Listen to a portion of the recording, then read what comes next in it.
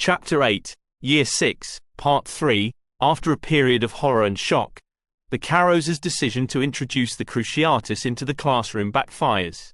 Rather than being cowed, students now seem even more determined to push back at every turn.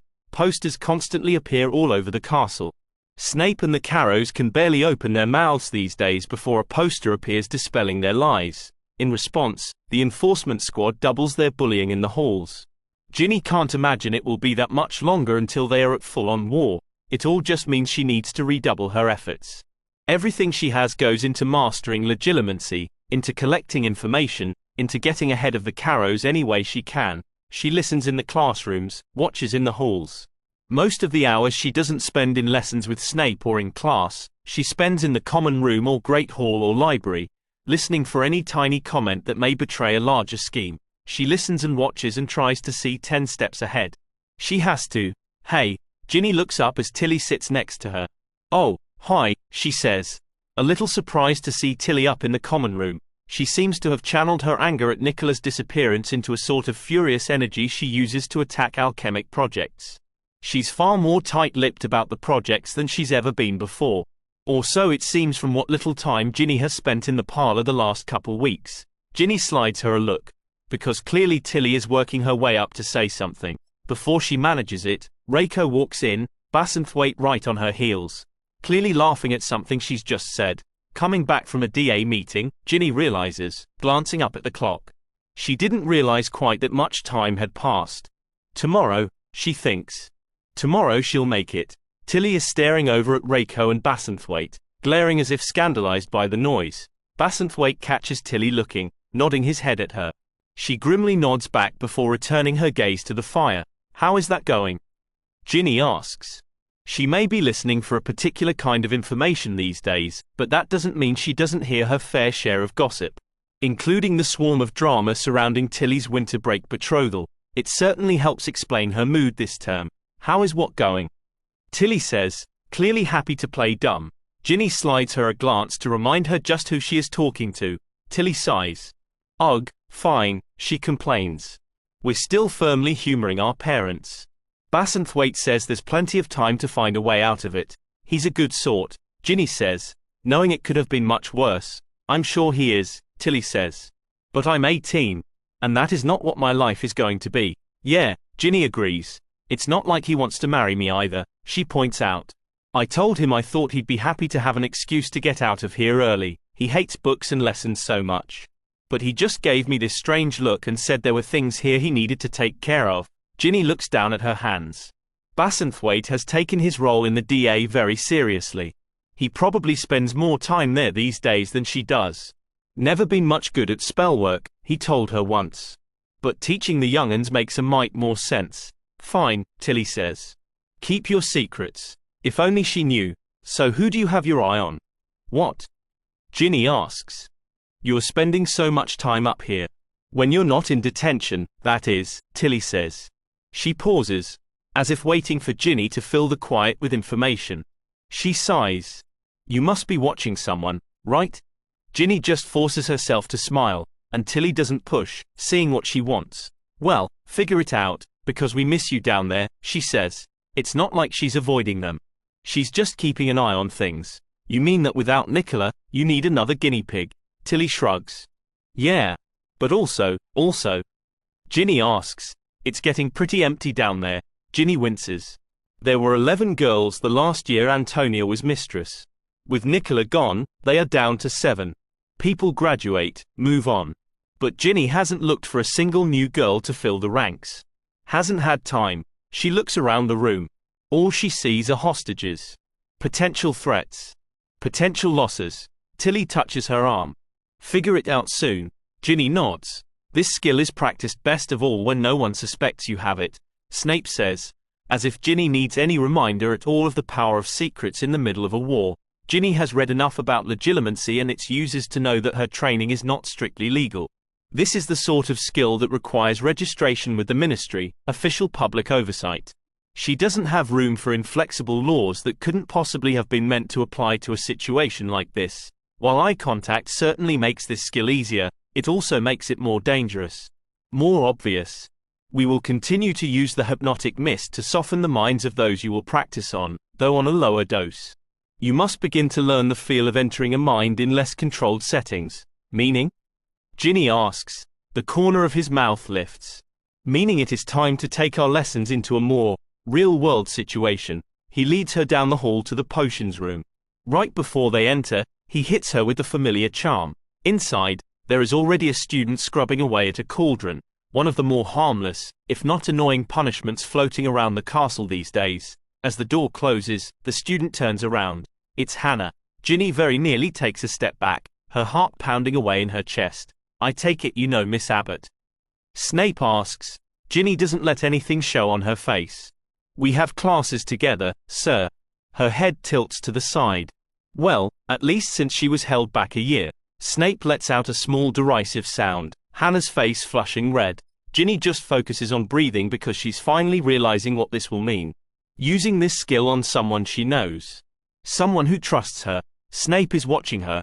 Almost as if he expects her to balk, to refuse to do it. But how could he possibly know? You and Miss Abbott will scrub all of these cauldrons by hand. Yes, sir, she says, picking up a bristle brush and kneeling in front of a cauldron. I will be back to check on your progress. She nods. The door closes behind him. Ginny, Hannah says. Not here, Ginny hisses. Shut it, says a voice from behind them. It's only then that Ginny realizes they are not alone. Urquhart lounges against the door, watching them. Here as part of his enforcement squad duties, no doubt. Wanker. He meets her gaze. Something snidely superior about his expression, no doubt in response to their apparent swap in status. She may have booted him off her squad, but now she's the one seemingly in detention. Something you want to say, Weasley? He snaps, swiping absently at the sweat beading on his forehead. There's something about his eyes. She glances at the cauldron bubbling in the corner, affecting everyone in the room equally. Snape slipped up, or just doesn't care. But either way she will take advantage. Moving to another cauldron across the room from Hannah, Ginny begins to scrub, her other hand reaching into her pocket for her wand. She whispers the incantation, reaching out with her mind. It's a strange sensation. She isn't sitting in front of someone, looking straight into their eyes. So when she casts the spell, she feels a wave of warring sensations that she belatedly realizes is a combination of all of the people nearby. There is fear, confliction, anticipation, and the tang of adrenaline. Oi, a voice shouts. Keep working. Ginny jerks back to her surroundings. She stops scrubbing. Silently chastising herself for being so careless, she works quietly, finishing the first and moving on to a second before trying again. It takes her a long time to figure out how to untangle the two minds. It would be easier to just jump in, but she refuses to push into Hannah's mind. Snape would call this a weakness. She doesn't care. It takes a long, long time. Much longer than using eye contact. Only once she is completely sure she has isolated Urquhart's mind does she gently press in. It's a swarm of emotions and half-formed thoughts and urges and memories. Ginny concentrates on creating boundaries and pockets of space, fighting for enough distance to observe and not take part. Can't wait to try these new spells out on those Gryffindor cunts. Ginny straightens at the stray thought, chasing after it. His thoughts are scattered, a giant mess of memories and half-remembered lessons, but Ginny ruthlessly shoves them aside, having no interest in anything but the stray thought. It's like trying to climb a mountain with gusts of wind and slippery ice and everything, including the mountain itself, trying to shake you off. She grits her teeth, digs in her toes, and presses on. Amicus smiles. Mayhap it's time for a little spot inspection on the dorms. Alecto sighs, leaning back in her chair and staring up at the ceiling. Boring. Well, any tiny infraction must be dealt with, don't it? The squad is getting restless. We should give them something to play with. Crabbe and Goyle shoot him unsubtle looks of anticipation, nudging Ginny in the ribs. Alecto snorts, her chair slapping back to the ground with a thump. Sure. We could show Em a few new tricks. Miss Weasley. Ginny pulls back, looking up into Snape's face. She has to take a moment, closing her eyes and breathing in deep a few times. No one told you to stop, Miss Abbott, Snape says, voice sharp. Ginny sits back on her heels, glancing over to find Hannah watching her with a frown. Get up, Snape says. Ginny dutifully gets to her feet, following him back out into the hall, Urquhart letting out a derisive snort as she passes by. It's on the tip of her tongue to snap that she knows he isn't quite so fearless as he appears. That she knows what lurks in his deepest yearnings. "Miss Weasley," Snape says, voice impatient. It's only then she realizes she stopped in front of Urquhart, staring him down. More than anything, she wants to cut him down to size, to give him a dismissive glance like he's a bug. But Hannah is still quietly working, and she will be the only target he has left. So instead, she drops her eyes like it means anything, like she's acknowledging the hit. She still wants to curse the pleased expression off his bloody smug face. Back inside the small room with Snape, he sits across the table from her. What challenges did the lack of eye contact provide? He asks. They spend the next 20 minutes picking apart strategies and pitfalls. She asks questions, and he answers as best he can, but most often with questions of his own. Only this time as she leaves, he asks one final question. "And what did you learn from Miss Abbott?" Snape asks, voice casual, eyes still on the table. Anything that might be of interest. They always talk extensively about her experiences. But never, ever has he asked about what she's seen. Ginny jerks open the door, and Hannah is walking past, rubbing at her shoulder. They both freeze, looking at each other. Hannah glances back into the room, past Ginny towards Snape. "Keep going, Hannah," Ginny thinks. "Just keep walking." After a moment, Hannah does, disappearing down the hall. Ginny turns back to Snape, and the question hanging still unanswered between them. "If you want to know, try taking it from me." His eyebrows fly up at her tone. "No doubt." "Yeah," Ginny says. "I didn't think so." She pulls the door shut after her with a thump. It's late when she makes her way to the room of requirement, but there are still a lot of students there. She's thankful Hannah isn't there for reasons she doesn't really want to think about at the moment. She nods at Nicola, moving over to where Neville is talking to Seamus. "Hey, stranger," Demelza says. "Where have you been?" Ginny shrugs off the question. "Come on," she says. "You'll want to hear this too." Neville and Seamus look up as they approach. "Hey," Ginny gives him a distracted greeting. "Look. There's going to be an inspection of the Gryffindor dorms. The Carrows are going to let the enforcement squad do it." Neville and Seamus share a look. "When?" Neville asks. She shakes her head. "I'm not sure. But soon. And they aren't going to be nice about it." Seamus frowns. "How did you find this out?" Ginny presses her lips together. "I swear," Neville says. "Some days I wonder if she has a spy network or something." Ginny carefully keeps her face frozen. Demelza snorts. "Let me guess. Ask me no questions. I'll tell you no lies." "Pretty much," Ginny says. She reaches out and touches Neville and Demelza's arms. "Be careful. You know us," Seamus says, giving her a wide grin. In the room of requirement that weekend, the Gryffindor are nearly rolling with laughter as they reenact the doomed inspection of their dorms. Only now is Ginny realizing she should have been much more specific in her instructions of how to handle the inspections. Because the stupid GITS decided the best thing to do was empty everyone's trunk in the entire bloody dorm. It's like they've never even heard of the word subtlety. Ginny shakes her head, glancing over at Terry. He gives her a disinterested shrug that seems to say, "Bloody Gryffindors, what can you do?" It's an obvious thumbing of their noses at the Carrows, but also a clarion call that someone is spying on them. As unpredictable as the Carrows can be, there is no way to know how they will strike back, only that they will. "This should be interesting," Terry says. "Okay," Neville calls out. "Let's get started." Everyone starts to pair up for defense training. A third-year Hufflepuff glances around, shyly making eye contact with Ginny when there is no one else to pair up with. Ginny's face freezes halfway to a smile, because he doesn't know. Doesn't remember sitting in a dungeon room with her. Doesn't remember her pilfering through his thoughts. She takes a half step back, shaking her head, and the kid's expression shifts to wary, and really, that's better, isn't it? Ginny turns for the door. "You're leaving?" Hannah asks. Yeah, Ginny says, forcing her breathing steady. Sorry. There's something I need to take care of." Ginny pushes out into the hall, taking a moment to orient herself to the room of requirement's latest exit point. She turns right, because that direction is as good as any at the moment. It takes her far longer than it should to realize that Hannah is following her. Ginny tries ignoring her for a while, walking faster, but Hannah just stubbornly keeps up. "What?" Ginny demands, turning around to look at her.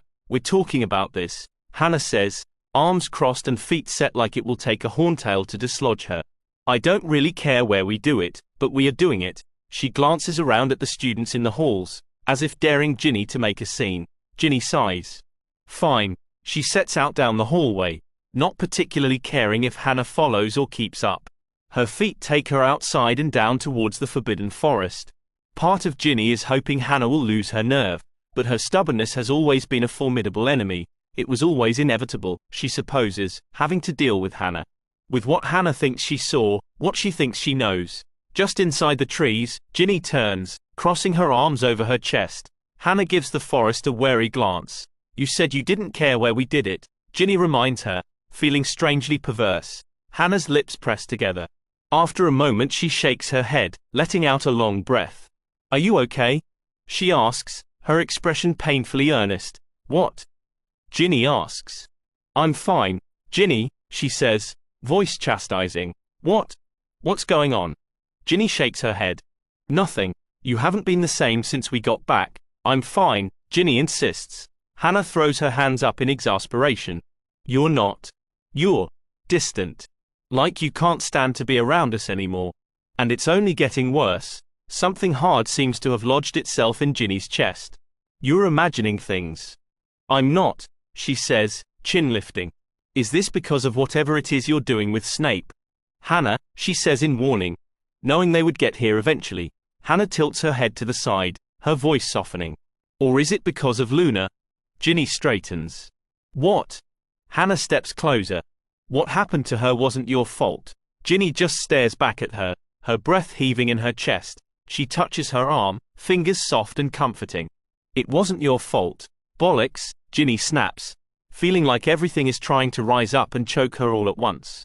You're the one who said it's my job to keep us safe. Ginny, no, Hannah says, looking stricken. There's no way we could have known that was going to happen. Yes. Ginny says, shrugging off her hand. There was a way for me to know and I didn't do it. I'm not making that mistake again. I don't understand. Ginny lets out a thick laugh. Of course you don't, but rather than being put off, Hannah merely presses closer. Explain it to me then. In that moment, it is completely beyond Ginny to hold the words back any longer. You want to know what's going on? That's what's going on.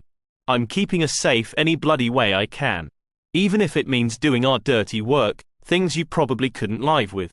Because that's why I'm really here, right? Hannah blanches, and Ginny can't stop herself from pushing in on the weakness. That's what I thought. So maybe you should be thankful I'm keeping my distance. She pushes past Hannah. Let me help you. Ginny spins back on her heel. And what are you going to do for me, Hannah? Hannah regards her for a moment, and then she is striding forward and pulling Ginny into a hug. Ginny freezes, feeling like someone just punched her in the chest. She's horrified to feel the press of tears. She can't even remember the last time someone touched her. Snape wants to hurt her cruel. McGonagall wants her to be careful. Nimue wants her to be powerful. And Hannah, what? Wants her to be soft. I know you're doing what's necessary, Hannah says. I know you're keeping us safe. And maybe you're right that I don't want to know. But you can't. Her arms tighten around her. How can you keep us safe if you shut us out? If you don't let yourself care about us? Caring is a weakness, and when it's you they take. Ginny says, deliberately cruel. Hannah pulls back to look at her, not looking hurt or shocked. Ginny braces herself for her to say, you won't let that happen. But Hannah simply says, you replace me with someone new and let them help you carry on. You don't do this alone. She doesn't know what she's asking. Hannah lifts one shoulder in a shrug. I think maybe it's the only way any of this is ever going to work. Ginny can't form words, just looks back at Hannah's face. You'll keep us kind. Hannah squeezes Ginny's arms before letting go. Just think about it. Will you? She nods. Ginny tries. She really does. But transitioning from her lessons with Snape to trying to come back and be with people like she's normal, like she doesn't need this separation to keep herself sane. It's a struggle. She visits Nicola, forces herself down into the parlor, comes to training sessions at the DA. Some days she can survive it better than others. But she's trying, damn it. When she fails, when she gives in to the need to be anywhere else, Hannah is always there watching. Hannah watches, but doesn't say anything. She doesn't need to. The look on her face is more than enough. Today the room of requirement is nearly empty, and it's easier when it's like this. Ginny sits on a chair near Nicola's workbench, watching her futz with tiny little metal pieces that Ginny has no idea what they are, let alone what they do. It's somehow calming though, watching her pull all the pieces together, form them into something intricate and with perfectly orchestrated pieces moving together. Ginny picks up a small metal trinket, turning it in her fingers. She thinks about the feel of it in her fingers, trying to quiet her mind. It lets off a small spark, Ginny yelping as it singes her finger. A diode, Nicola explains, taking it from her fingers. Sorry, Ginny says, wincing and rubbing her fingers together. Nicola shrugs. They aren't usually that delicate. Except around volatile magics. Are you calling me volatile? She tries to joke. If you are, Nicola says, eyes traveling across her face. The diode is the only one to have picked up on it. Yes, well, Ginny says, forcing her face prim. We all have hidden depths. Nicola goes back to tinkering. What you're doing, she says, voice hesitant. Not just the parlor, but this. She waves vaguely around the room. Yes, Ginny says. Nicola is the first real crossover between those two spaces, and it's strange, any one person having access to both these parts of her. It leaves her feeling vaguely exposed. It's a lot, Nicola says. Ginny stops herself from picking up another metal bit to fiddle with. It can be, she admits. Nicola nods. They are quiet for a while. And Ginny thinks maybe that's the end of it, but then Nicola clears her throat. I just wanted to say. I mean, she breaks off. If there is ever anything I can do to help. She shoots her a look like she knows she's being presumptuous. This idea that Ginny might ever need her help. Ginny hesitates, but after a moment, stretches her hand out to touch Nicola's. That means a lot. Thank you. Nicola smiles at her, her cheeks a little pink. You aren't alone. No, Ginny says. I suppose I'm not. It doesn't take long for the retaliation for the botched Gryffindor inspection to make itself known. The Carrows start chaining up first years in the dungeons. It's something Filch threatened for years, but the harmless joke is anything but. The smallest infraction and 11-year-olds get to spend the night hanging from a dank wall in the dark. Ginny is actually vaguely impressed by the cold, ruthless logic behind the move. The quaffle is firmly in the DA's end of the field now. Their move. What are they going to do about it? Before they can even begin to formulate a response, it all comes to a head in a way Ginny wasn't prepared for, but really should have been, because Michael Corner's youngest brother gets chained up on that wall.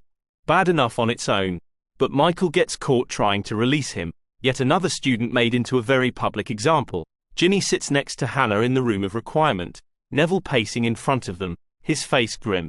Hannah gnaws at her nails, and the weight is unbearable. I just wish he'd come to us first, Ginny says, not for the first time. Hannah shakes her head. It was his brother.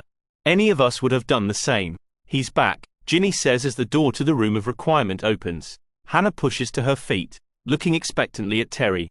How is he? Terry's jaw is set. A clear indication he did not enjoy his visit to the infirmary. Pretty much how you'd expect. You know, if someone insulted a hippogriff, Neville curses. It's bad, Terry continues, his voice shaking slightly. Worse than I've ever seen. Does he need anything?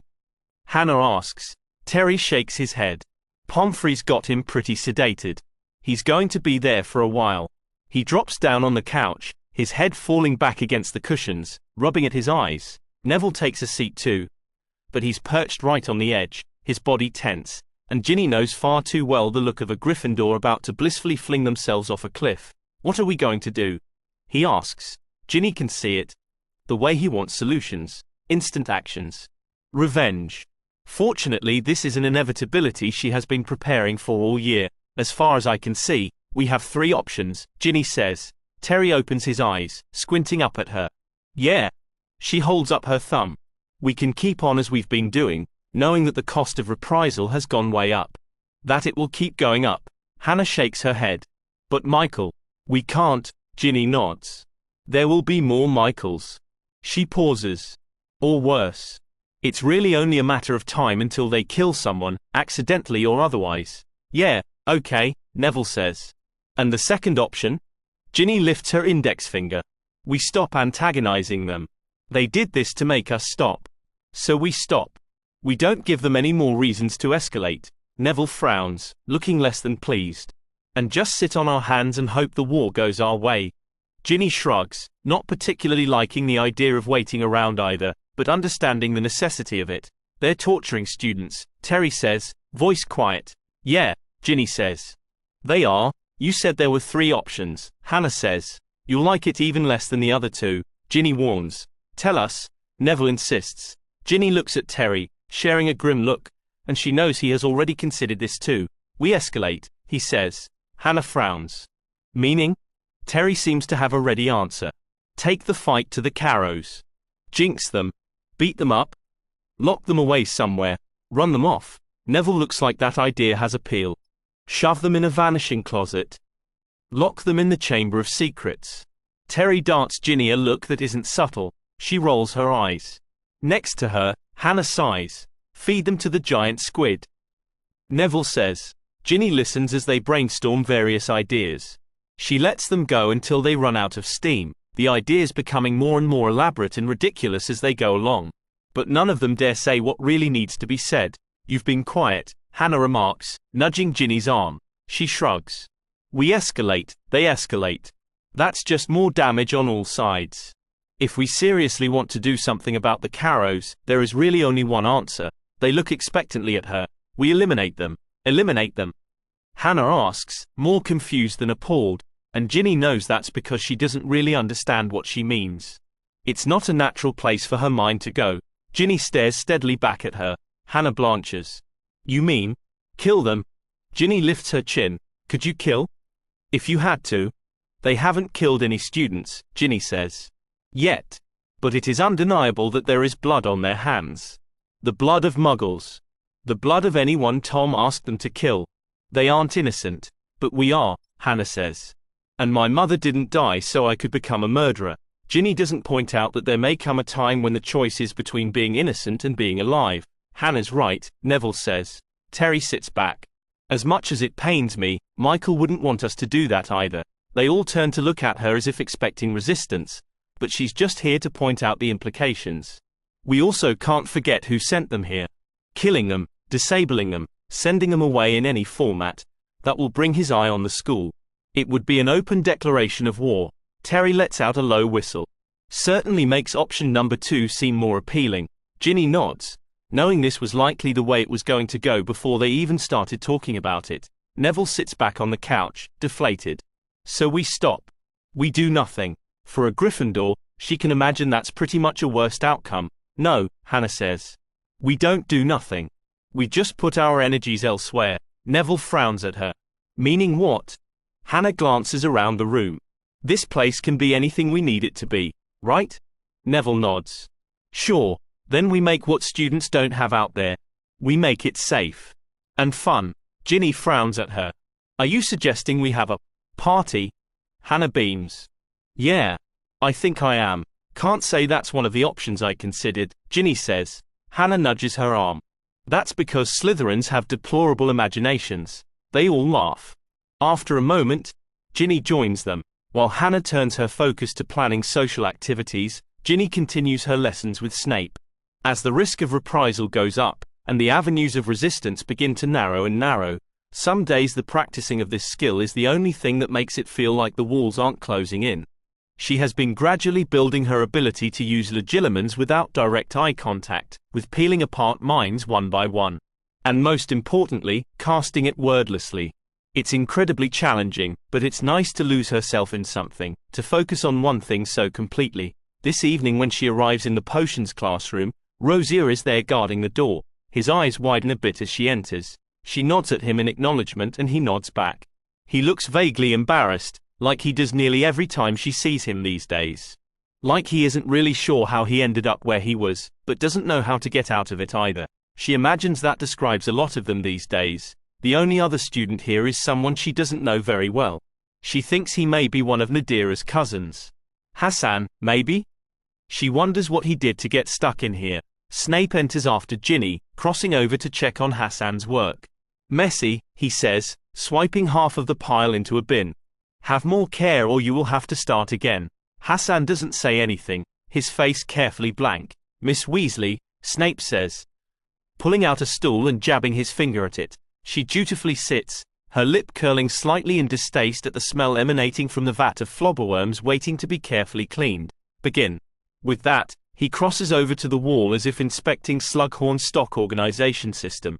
To judge from his expression, he isn't at all impressed. Ginny ignores him, focusing down on the slimy flobberworms. After a while, she slips her hand down into her lap, fingers wrapping around her wand. She's gotten used to the feeling of many pressing minds, much more capable of separating them. Despite the fact that he is still in the room, Snape's mind is more like an absence than a presence. But what's more surprising is that Rosia's mind is closed off as well. Only, more like surrounded. It's a very unsubtle block. She pulls back, glancing over at Snape, and he's already watching her, one corner of his mouth curled in arrogant satisfaction. That's when she realizes that he is deliberately shielding Rosia from her. Apparently he is more aware of what she's been doing than she thought. Is there a problem, Miss Weasley?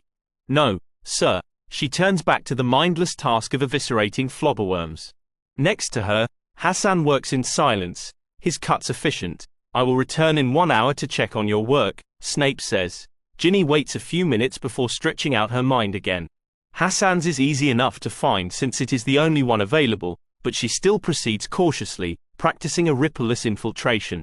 Snape has been lowering the dose of mist over time, both from the necessity of the students having faculties enough to serve detention, and to test Ginny. From a distance, Ginny observes Hassan's mind, the flicker of various memories and thoughts, the hum of voices in a language she doesn't understand. Out of the corner of her eye something flickers. She follows the memory, even as it slides through her fingers.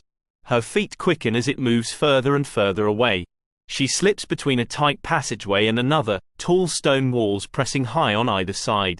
When she steps out into an open courtyard, for a moment the sunlight is nearly blinding. A single person stands in the center, near a small trickle of water. Ginny stays where she is, watching carefully. He turns towards her. Get out. Ginny pauses, looking behind her. There is no one there. When she turns back, he is nearly upon her. Get out, he bites out. His hand closes around her arm, real and solid and painful. Ginny chokes back a scream, because she is ripping apart. She can feel it. His mind ruthlessly rifling through her thoughts, her past, her feelings. Not like a search, but like an assault. It takes an endless agonizing moment, minute, hour, lifetime? She can't tell, to finally wrench her defenses in place. Her chair scrapes against the dungeon floor as she pulls back into the physical plane. They stare at each other a long moment, minds hard and closed, almost grinding against each other. Then he shoves up and out of his chair, rushing towards her, and Ginny scrambles up as well, but his hand is hard on her chest as he slams her back into the wall, knocking her wand from her fingers. Oi! Rosia shouts somewhere in the distance. Hassan's hand closes around her throat, brow sweaty and half confused as if he is still struggling under the effects of the mist.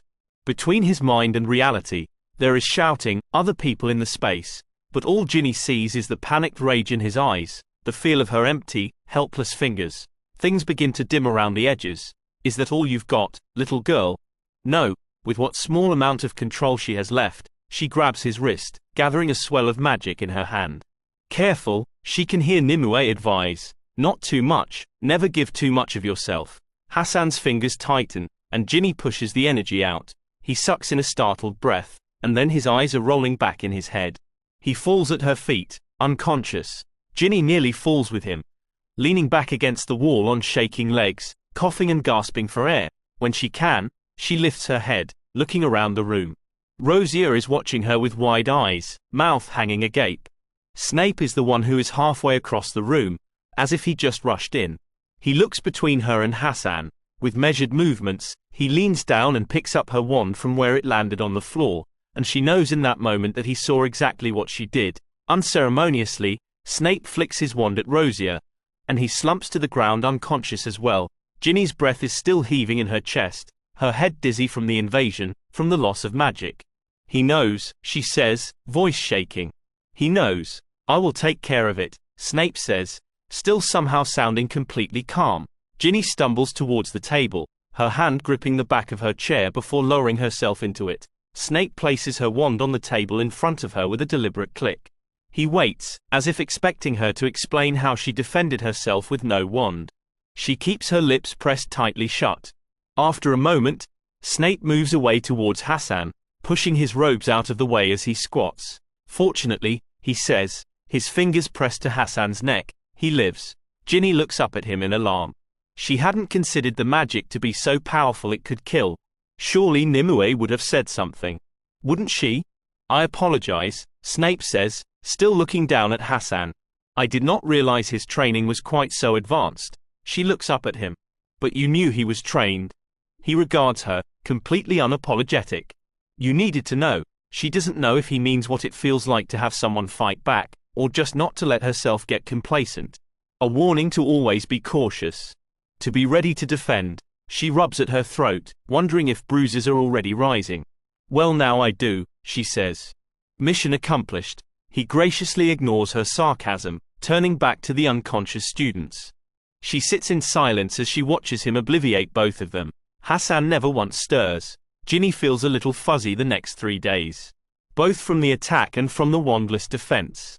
Such magics always have a high price, she's been told.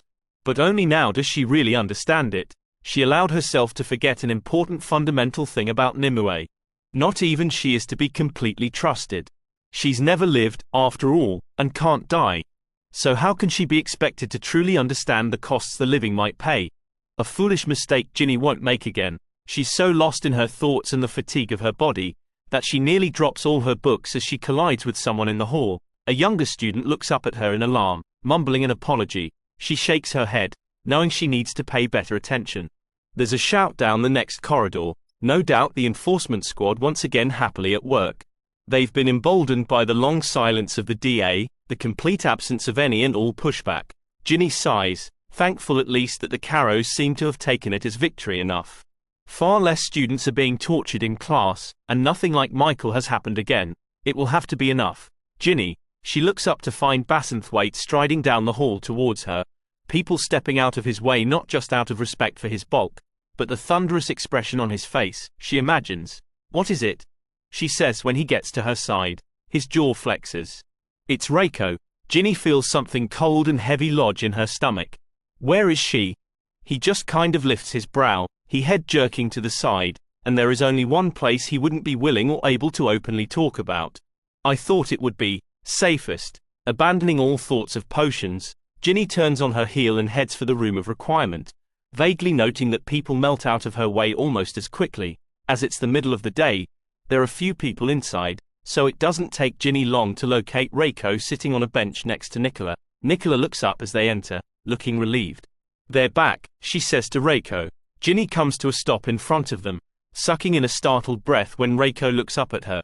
It's nothing, she insists, swiping impatiently at the tears on her face, only managing to mix them with the blood. I'm fine. Ginny ignores her, instead quietly cataloguing each cut and bruise on her ravaged face. She turns to Bassenthwaite. Find Hannah.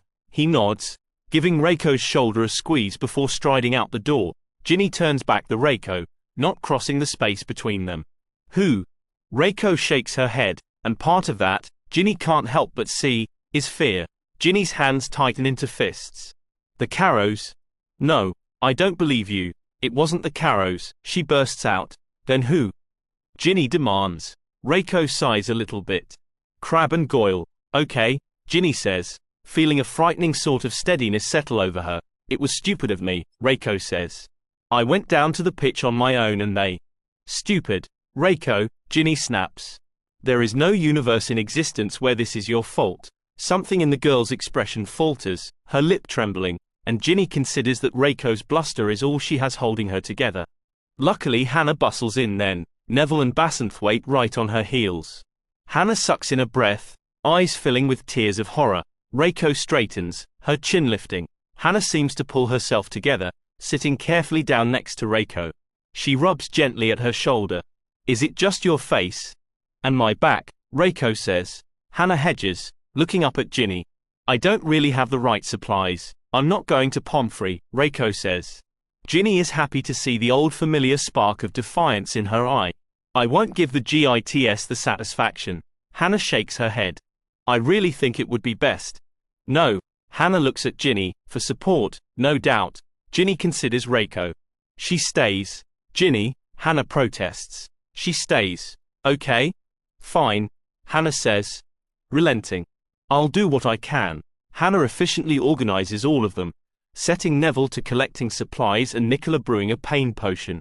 Sit there, she says to Bassenthwaite, gesturing at the open space next to Reiko. When everything is ready, Hannah carefully cleans and dresses Reiko's face when the cuts prove to be curse-induced. Ginny watches the way Reiko slowly quiets under Hannah's careful, solicitous care, her head eventually coming to rest on Bassenthwaite's shoulder. Once the bruises on her back are also dealt with, they help her over to Nicola's cot, the potion beginning to settle in. Through it all, Ginny has stood and watched, pushing back her horror-relation their children.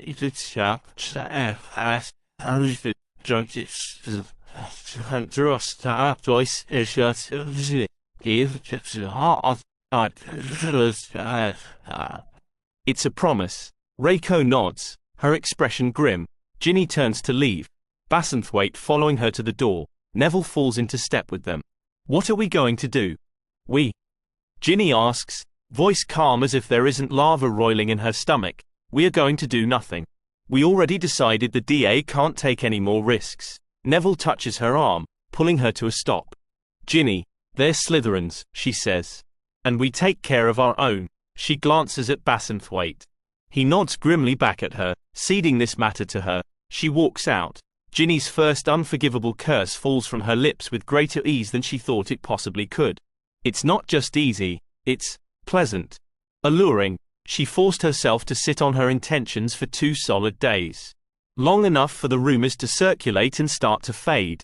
Long enough for perpetrators to feel comfortable. At the end, it will only make the fall so much more effective. Draco, she says. In the hall, he turns to her. His eyes just the slightest bit glassy. Yes. He asks. Come with me. He nods, falling in step next to her. They walk in silence through the halls and down the staircase, people watching their passage with interest. Through here, she says, gesturing at a door. Inside Myrtle's bathroom, 2 Ravenclaw second years are sitting at the base of the taps, ignorant of what history lurks beneath them. Out, Ginny says. They scramble away. Once they are gone, Ginny holds her hand out. Give me your wand, Draco. He dutifully digs it out of his robes and hands it to her. Stand against the wall. He steps up against it, looking up at her, his expression completely unconcerned as he waits for her next command. He hasn't resisted at all, and it occurs to her that she could make him do anything. Say anything. The power of the spell. She could own him. She flicks her wrist, the spell lifting. Draco sags forward, breath heaving. He looks up at her, glaring, his face florid. What the hell? Spare me your empty threats, Draco, she says, pointing her wand at him. You aren't really in a position to complain. His chin lifts, but she can see the fear in his eyes. She lets out a humorless scoff. Doesn't feel good. Does it? She asks, thinking back to the things he did to her when they were younger. To be completely at someone's mercy. He seems to pull himself together, a sneer on his face. Oh, is that what this is? Petty revenge in the girls' loo. You're the one who's a fan of girls' loos, she shoots back. He flushes, but this is a little too close to using something against him she swore she never would. She forces herself to take a breath. I'm just here to have a little conversation about your goons. My goons? Draco asks, brow furrowed. Crabbe and Goyle.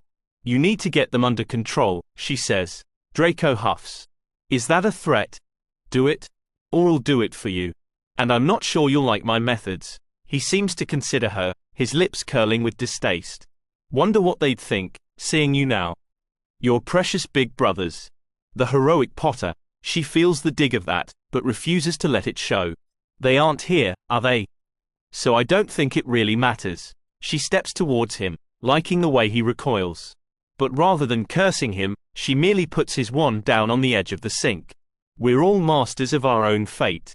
This is your only warning. She turns to walk away. He killed her himself, he says, voice vicious. She stops, feeling something hard and cold lodge itself in her chest.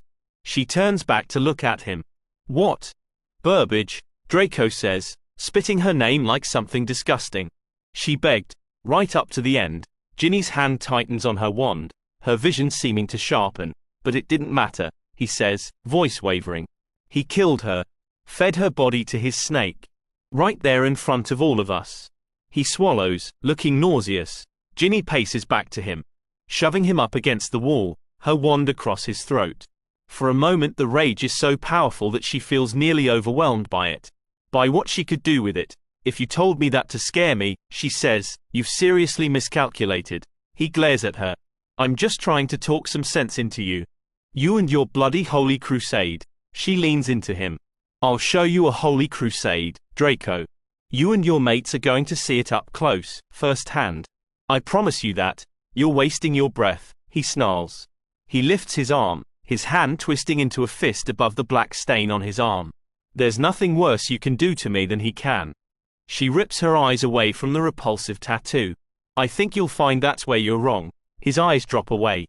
It doesn't matter. They won't listen to me, he admits, as if it pains him to do so, but his own self-preservation requires it of him. She isn't blind. She sees the way people treat Draco now, like he's got some disease they could all get just by brushing against him. The way people talk about the Malfoys in hushed whispers as if their fate is a horror story. In that moment she finds she believes him, but he doesn't have any control over Crabbe and Goyle anymore. His pet monsters have finally broken away from him. She pushes away from him. You've dug yourself a really deep hole there, haven't you, Draco? He lifts his head, looking back at her with eyes bright with tears of helpless rage, but also somehow terribly knowing. We're all in pretty deep these days, wouldn't you say? They regard each other for a long moment. Yeah, she says. I guess we are. She turns and walks away from him, speaking back over her shoulder as she goes. Let them know I'm coming or don't. In the end, it won't matter. She knows what she has to do. Ginny sits in the parlor, her fingers tapping on the arm of her chair. The girls keep giving her very unsubtle looks, and she considers part of that is how little time she has spent down here lately. Something is going to have to be done about Crabbe and Goyle, she says. By now, everyone has seen Draco's face. They don't need an explanation. Astoria and Caroline put down their magazines, Tilly coming over to sit on the couch. They're bullies, Astoria says. Yes, Ginny agrees. What makes someone that way? Flora wonders. Cruelty, Ginny says. Viciousness. So, what? Millicent asks, voice cutting. You're going to defeat them with kindness. For the first time in a long while, Ginny finds herself thinking of Theodora, of that night of the Yule Ball so many years before. At the time it seemed like simple revenge, punishment for a crime. But Ginny sees it now. The public nature of that punishment, remembers the way everyone looked at Slytherin girls after that. It was reciprocity, yes, but it was also deterrence. It was a reminder to everyone what happens when you try to make a victim of a Slytherin girl. No, Ginny says, pushing to her feet. I'll speak to them in a language they understand. And what is that? Hestia asks, looking wary. Fear, Ginny says. She walks into Nimu's library. They stake Crabbe and Goyle out in the courtyard in nothing but their pants. The moon retreats behind quickly moving clouds, the pale light failing to fully illuminate the shadows. Ginny's sisters stand witness in a half-circle behind her along with a few of Crabbe and Goyle's victims, their faces carefully hidden in case this doesn't go exactly as planned. Ginny stands between them, her face clearly visible. She needs them to know who to fear, just who is watching. Wake them. Tilly steps forward, flicking her wand at each of the boys. They rouse slowly, glancing around in confusion that blossoms quickly into panic. Crabbe balks when he sees Ginny, his face paling. It's nice to see he hasn't forgotten all of his fear of her. Goyle just looks incensed. He tugs at his restraints. Oh, you've gone and done it now, Weasley.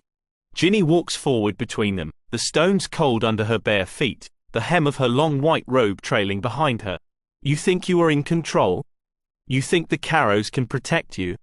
She leans in, her hair falling forward around her shoulders. There are far greater things to fear here than the Dark Lord. Their eyes widen, but they have no ready comeback. Ginny pulls a knife from the sash at her waist, Goyle's eyes widening. Crabbe starts to whimper. Ginny gestures with the knife, one of her sisters lifting a shallow golden bowl and pushing it forward until it hovers between the boys. Kneeling between them, Ginny nicks first Goyle's arm and then Crabbe's, a short stream of their blood siphoning up into the bowl in a smooth arc of droplets. She plucks one strand of hair from her own head, dropping it into the bowl. Pulling a pouch from her waist, she sprinkles the blood with powdered bracken and dusky camas. With the tip of the knife, she stirs the mixture, 3 times in each direction. Her movements are calm and sure as she lets blood drip from the blade, catching a few dark drops on a snowy piece of linen. In the middle of the dark stain, she places a thorny bramble, wrapping it up carefully. Squeezing her hand around the bundle, she fights back a hiss as the thorns pierce her palm. Taking a deep breath, Ginny lifts her arms and pulls the ancient words up and out into the world as if they are blooming from the ageless earth. Adixui Quamini. She sways slightly under the flood of energy, not through her wand or from the magical ether, but from deep inside of herself. Crab and Goyle let out hoarse yelps as the surge of her magic burns out and through their blood. Ginny's own blood hums with the binding, her head swimming. Taking the bundle, she places it in a small leather pouch, drawing the string tight around the opening. She lifts it over her head, letting the pouch settle between her breasts, resting against her heart. Picking up a quill, she dips it in the blood, carefully writing a string of runes on each of their foreheads, even as her hands shake. When she's finished, she vanishes the bowl and quill, tucking the knife carefully back in her sash. She steps back, another sister stepping forward to hand Ginny her wand. Wrapping her hand around the familiar wood, she carefully enunciates another complex incantation. She feels winded, weak like she hasn't eaten in days, but manages to properly execute the spell. She has to. A golden aura builds around Crab and Goyle as she speaks the words, bright and sharp and casting everything in the courtyard in black and white. With a sharp slash of her wand, the aura collapses, tightening around the boys' throats.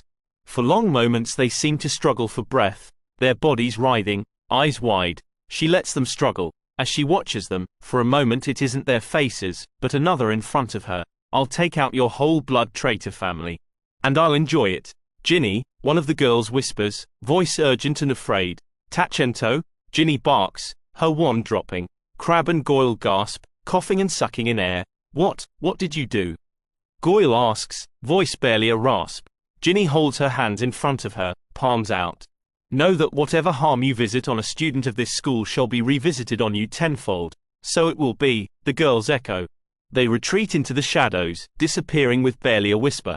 Ginny spears the boys with a hard glance, the moon sliding out from behind a cloud, falling across her in cold, hard light. I will be watching. She steps back into the darkness, leaving them to the cold. Crab and Goyle are bundled to the infirmary the next morning, their lips blue from exposure, but not before nearly every student in the castle has witnessed their humiliation firsthand. Rumor has it that no matter how much they are questioned, they can't seem to tell anyone what happened. In fact, any time they try, their tongues curl back in their mouths, their throats swelling closed. After a full day of tests and potions, they get released back to their rooms, walking back through the common room with their faces red with rage and embarrassment. Shut your fucking mouth, Crab snaps at a second year, shoving the boy out of his way. Ginny watches, but doesn't say anything. Patience is all that this will require. It's just after midnight when the first screams begin to echo through the Slytherin dorms. Two boys, shrieking in terror, locked in nightmares. It lasts for nearly an hour. Ginny lies in the dark and listens, the bramble charm lying heavy against her heart. Fear is a particularly useful tool. She closes her eyes. Her own dreams are as dark and still as death. They were screaming all night, Martin says, yawning. That's 3 bloody nights now. Even with dreamless sleep potion. Demelza rubs his shoulder. Well, you do look slightly more awful than usual. I'm too tired to be angry about that, he says, looking up at her through slitted eyes. Pity, Demelza shoots back. Your face is almost passable when you're angry. He snorts. Neville claps his hands, giving Ginny a long-suffering glance, like he has no idea how he is supposed to run a defense class when there's gossip to be had. Come on. I want to see those revulsion jinxes. They wouldn't do it. Ewan reports. What? Demelza asks, looking over at the younger boy. In our dark arts class today, Goyle was supposed to curse one of the first years. He just stood there, his wand shaking, but couldn't bring himself to do it. You're kidding, Demelza says, eyes wide. Neville gives Ginny a long look, but doesn't ask. A lot of people in the castle are giving Ginny long looks these days. Crab and Goyle haven't been able to tell. Still, it's enough that every student in the castle suspects. So be it. Weasley, Amicus says as they are all filing out of their midday dark arts class. You will stay behind. The other students shoot each other curious looks, many of them lingering in hopes of seeing something to report. Of course, sir, Ginny says, as if this is no big deal. It was really only a matter of time, she knows. They already suspect her for the disappearance of Nicola. And now, Crab and Goyle. It's an affront to their illusion of power, having their favorite pets neutered so effectively. Amicus gestures for her to follow him into his office. What do you know about what happened to Crabbe and Goyle? Nothing, Ginny says, sitting in the chair indicated by Amicus. All I've heard is rumor. She leans in, as if excited to have a chance to get some first-hand gossip to pass on herself. Have Crabbe and Goyle really not been able to tell you? You know very well they haven't. Ginny turns to see Alecto standing in the doorway behind her. Me? She asks, making her face fall into lines of confusion. Alecto snorts. You forget. I was in Slytherin too. You think I don't know a parlor girl stunt when I see one? Ginny stares back at her with impassive eyes. Her membership in the parlor is far too common knowledge for her play dumb. Why would the parlor concern itself with Crabbe and Goyle? She asks as if they are nothing more than buzzing gnats well beneath her notice. Parlor mistress, Alecto spits. Yeah, we hear how they talk about you. You always were a bunch of jumped up bints. Thinking you're so much better than everyone else. Ginny supposes that answers the question of whether or not Alecto ever received an invitation. What? Nothing to say? Alecto says, clearly annoyed that she hasn't made Ginny lose her temper. As if a few nasty words could ever push Ginny to rashness. I'm sorry, but I don't know anything, Ginny says. Amicus steps forward, a feral smile on his face that sends a shiver of fear down Ginny's spine. Then I reckon we'll have to find a way to loosen your tongue. With a flick of his wrist, ropes bind Ginny to the chair, a feeling of helplessness crawling up her throat. She pushes the terror ruthlessly back. Fear is a tool. It does not control you. Amicus lifts his wand. She knows she screams. No control in the world is strong enough to withstand the pain of Cruciatus, particularly by wizards as skilled in its use as the Carrows. What she can't tell is how many times they curse her, how long it lasts. It seems to go on and on and on, but could easily have only been moments. When it finally lifts, she hangs forward against the ropes, feeling sweat dripping down her face. Her muscles continue to twitch with residual magical energy. Please, she pants when she has enough breath to. I don't know anything, Alecto growls, striding towards her and grabbing her chin. You think we don't know what you are? She hisses. I am stone, she thinks. I am stone and you are water, flowing past. You aren't anything but a wisp of wind. You and your blood traitor family. Alecto says, breath hot on her cheek. Amicus laughs. Maybe she thinks her pretty face will protect her. Alecto considers Ginny, finger trailing down her cheek. What if she weren't so pretty anymore? Ginny stares back at her, concentrating on controlling her breathing and not how far into her space she is. Alecto slashes her wand. Ginny's head slams back into the chair as if someone punched her across the face. Stars swim in her vision, blood blooming on her tongue. What is going on in here? A mild voice asks. Ginny doesn't look up, still fighting the pain in her face, the woolliness of her brain, but easily recognizes Snape's voice. Just asking Weasley a few questions about what happened to Crabbe and Goyle, Amicus says. And what have you learned? Snape asks, sounding almost bored. Nothing yet, Amicus says. But we've really only just begun. Ginny hears footsteps, seeing Snape's feet edge into her line of sight. Perhaps there is a flaw in your approach, he says, something snide and superior in his tone. You can keep your fancy potions and mind tricks, Alecto says. Pain rarely fails to get results. Given long enough. Ginny tries not to quail at the thought. Without warning, Alecto hits her with another round of Cruciatus, briefer this time. Ginny ends up leaning back against the chair, face tipped up. I don't know anything, she repeats, swallowing against the bitter tang of bile in her throat. I swear. I would tell you, I would. Alecto lifts her wand. Ginny shrinks back with a whimper. Enough, Snape says. Oh, no, Amicus counters. I think we've barely begun. Snape gives him a look like he's a particularly annoying bug.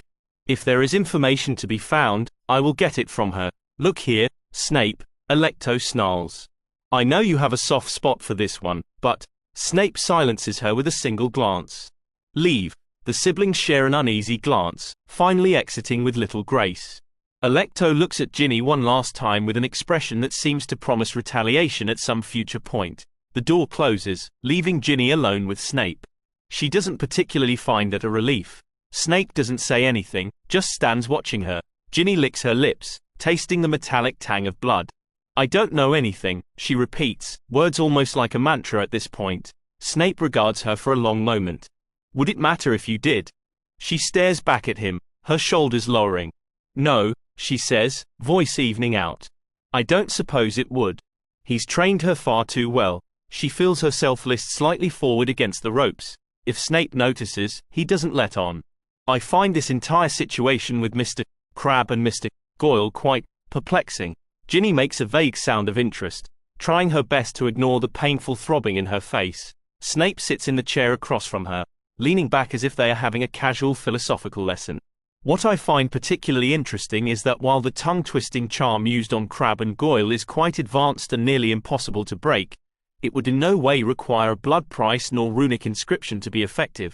Ginny focuses on breathing, on keeping her face vaguely curious. While it is possible this encompasses some arcane magic I am not familiar with, as far as I could tell the runes only spelled out some particularly creative insults. She swallows carefully. That is interesting. Maybe the person who did it had no idea what they were doing. Snape's eyes narrow. Or knew exactly what they were doing. She takes a careful breath. I suppose it would be foolish to assume one understands all there is to know about the limitless kinds of magics in the world. I suppose it would. With a flick of his wand, the ropes holding Ginny disappear, nearly dumping her on her face. Snape grabs her shoulder to keep her upright. Do you need to go to the infirmary? He asks, more matter of fact than particularly caring. She starts to shake her head, only to think better of it. No, sir. He opens his mouth to say something else, only to stop, his eye caught by something. He frowns, brushing her hair back from her shoulder. His finger pulls at the cord hanging around her neck, and she feels the pouch shift against her chest. Before Ginny can think of anything to say, anything to deflect his attention from the one place she can least afford to have it, Snape's hands drops away from her like he's been burned. He leans back, his fingers rubbing against each other as if trying to rid itself of an irritating texture. You may return to your dorm. Yes, sir, she says. She stands, fighting a wave of dizziness. Snape simply watches her, face impassive. Finding her equilibrium, she walks across the room. She just reaches the door when Snape says, "This was foolish." "No," she says, not turning back to look at him. "Necessary. Otherwise she never would have risked it." She walks out of the chamber. The common room is very full when she returns, more full than it has any right to be considering the time of day. Then again, she supposes word of mouth is a powerful thing, and everyone wants to see what happened to the supposedly invulnerable Ginny Weasley. Crabbe and Goyle look up at her as she enters, the two of them nudging each other. She turns and stares at them, and only once she's absolutely certain she has their full attention, she smiles. It's a giant, stretching thing, baring her probably bloody teeth, completely uncowed and unafraid. You think this makes a difference? Her smile asks. I'm still here. I'm still watching. They both seem to pale. Sitting next to them is Draco, looking worn and wary, but as always quiet. He could have told what she threatened, what she did to him, but he hasn't. She isn't sure that actually means anything other than Draco has decided being as small and quiet and forgotten as possible is his best possible chance for survival. They aren't the only ones watching her, eyes all over the common room appraising the situation. Ginny lifts her chin. She catches Tobias watching her. She meets his gaze unapologetically. He belatedly looks away. Without another word, Ginny turns and walks calmly to the parlor. They are all waiting downstairs for her. There is a long moment as they all take in her face. Tilly is the one to break the silence. I've got something for that, she says. Okay, Ginny says, crossing over the couch, sinking into it with a sigh. The Carrows did that to your face, Caroline says. Next to her, Hestia flinches. Yes, Ginny says, massaging her leg. Her muscles are still twitching. Because of Crabbe and Goyle, Caroline presses. Yes, how did they know? Astoria wonders. Someone must have told them, Millicent says, looking around with narrowed eyes. Not one of us. It must have been one of the others. Caroline says. Flora stands up. What, you think Draco would tell? They beat her up. Millicent crosses her arms over her chest with a huff. Yeah, well, there's worse ways to buy protection. Ginny smacks her hand down on the table, the thump ringing through the room. The girls fall silent. You think this happened because someone tattled on me? Ginny says, voice hard and even. The girls all give each other wary looks. This happened because they have no idea what happened. Because they were reminded that they don't run this school. This, she says, gesturing at her face, is a sign of their weakness, not ours. The girls seem to consider that. Because even after all this, they still don't know anything, Ginny says. And you're still here? Tilly says, holding out an ice pack. Yeah, she says, taking it. I am. You've never asked us, Flora says, words pouring out almost in a rush. Ginny looks up at the twins, ice pack still pressed to her face. It feels in many ways like she's been waiting to have this conversation all year. Asked you what? Hestia gives her an impatient look. If we're related to them. If they are our family. Ginny very carefully sets her ice pack down on the table, aware that every ear in the room is tuned to this conversation. The chances of two sets of twins with the surname Caro not being related are slim, but that is far from the point. Does it matter? Look what they did to you. Hestia bursts out. Ginny touches her face, her fingers coming away stained red. Blood, she says, rubbing her fingers together, feeling the slickness between them. It matters. It's important. But you don't choose it. She glances around at the room, everyone having put their work aside, their attention fully on Ginny. This place. That is a choice. So you blindly trust all of us? Astoria says. Blindly? Ginny asks, smiling. No. I hope I never do anything blindly. They aren't Gryffindors. They aren't Hufflepuffs. There is nothing blind or absolute about what they do. Trust is perhaps the trickiest thing of all. They all know that when it comes down to it, betrayal is always possible. There will always be something they would be willing to damn everything else to protect. I know each of you are loyal to this place, and thus to each other, to the best of your abilities. I trust in that. She looks at Hestia and Flora. So, no. I've never asked you. And I never will. She puts the ice on her face and leans back into the couch. How about a drink? Tilly asks, hand touching her shoulder. Merlin, yes, Ginny says. A big one. Tilly laughs. The couch dips as Millicent lowers herself on the couch next to Ginny. Ginny eyes her. I take it you disagree? Millicent shrugs as if it's immaterial. She holds up a slim-bound book. I have some designs here you might like to look over. Ginny sits forward with interest. For a tattoo? Millicent flips through some images. I started with snakes, but then I thought. Yeah, Ginny says, not particularly keen to tattoo herself with a symbol that has been so thoroughly corrupted. Keep it, Millicent says. Look 'em over. Okay, Ginny says, tucking the journal into her chest. Thank you, Millicent nods. She shifts as if to get up, only seeming to think better of it. You know, I actually asked Antonia once, why they brought you in. Ginny calmly looks back at Millicent, knowing that whatever she may say, it no longer matters. Did you? She said because you ask questions. The sort most people never bother to think, let alone ask. Millicent shakes her head. Personally, I think that makes you mental. Ginny laughs, wincing at the pain in her jaw. Millicent shrugs. Mental like Antonia and Theodora were, I suppose. Maybe, Ginny says. She holds up the book. Thank you for this. Millicent nods and disappears back into her corner. The next day, Ginny returns to the DA. Part of her wants to avoid it, but she forces herself. She walks in, and sure enough, everyone seems to stop what they are doing, looking her over. The bruise on her face has settled into a deep purple that no charm will ever be able to lift. She just has to wait for it to fade on its own.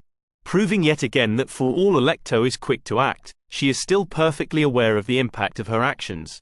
Ginny's face will be a reminder of what happens to students even suspected of wrongdoing for weeks to come. A few people give her grim nods, but keep the distance. Oh, Ginny, is all Hannah says. Pulling her into a hug, Ginny pats her on the back, lingering a moment before pulling back.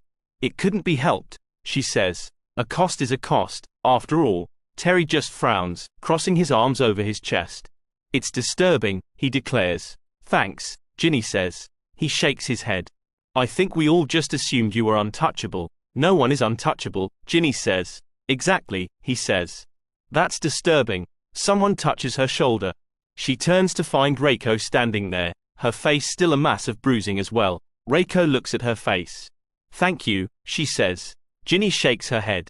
I should have done something sooner. How could you have known? Reiko says.